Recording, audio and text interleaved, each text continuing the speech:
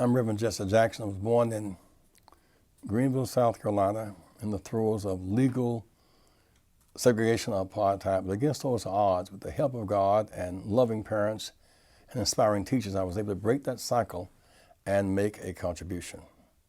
I was born in the throes of segregation, where we had limited options of access to education, healthcare, and jobs. And so I knew the struggle in the sense I was in the midst of it. But I was not struggling, I was surviving, I was adjusting. But July 1960, 7 classmates and I went to jail fighting to use a public library. For that we were jailed. I never left the battlefield after that point, 50 years ago, fighting the right to use public facilities. The day Dr. King gave the speech in Washington, you know it as the I Have a Dream speech. On that day, from Texas across to Florida up to Maryland, we couldn't use a single public toilet.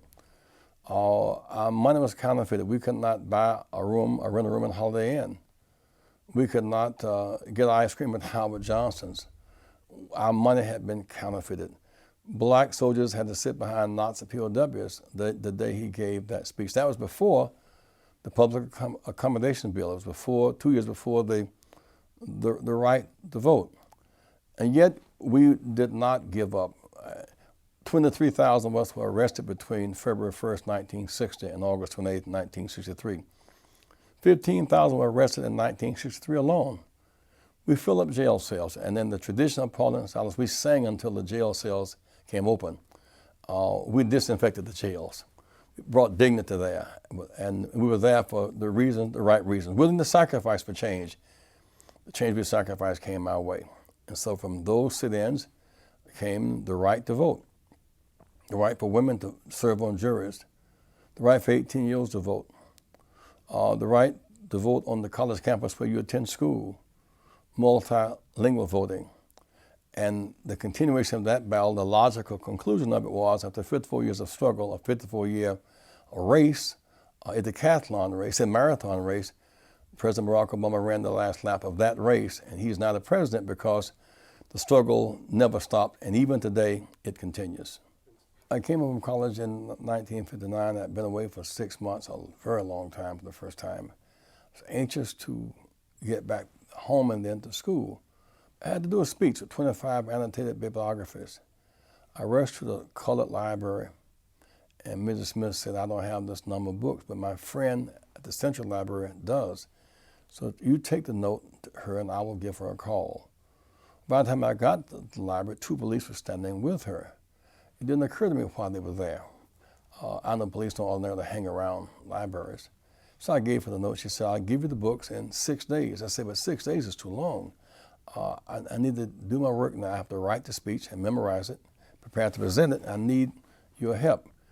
Can I go and get the books downstairs? No one was in the library but the 2 of us.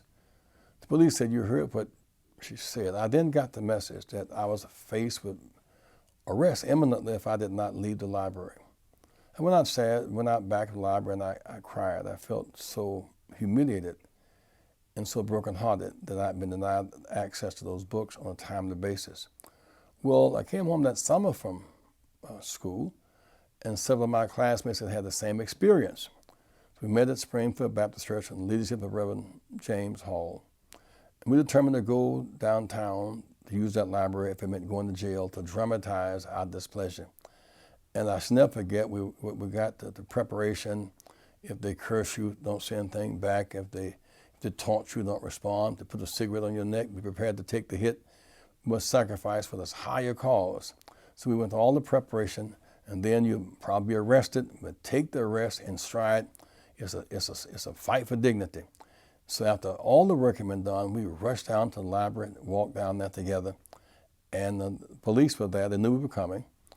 So if you don't leave, we're going to arrest you. We'll give you 3 warnings. And so when they said you have to go, we left, went back to church. Reverend Hall said, why are you back so quickly? We said, because they said if we didn't leave, they were going to arrest us. He said, I sent you there to get arrested. Go back and go to jail. We went back, went to jail. Of course, that became a defining moment in my life, a defining moment in our struggle in South Carolina and the South to end those legal barriers. Now look upon the scars is where you get your stars. Every time I've gone to jail, it's always been a matter of honor, whether it was going to jail for a library or going to jail to free South Africa or going to jail to end war.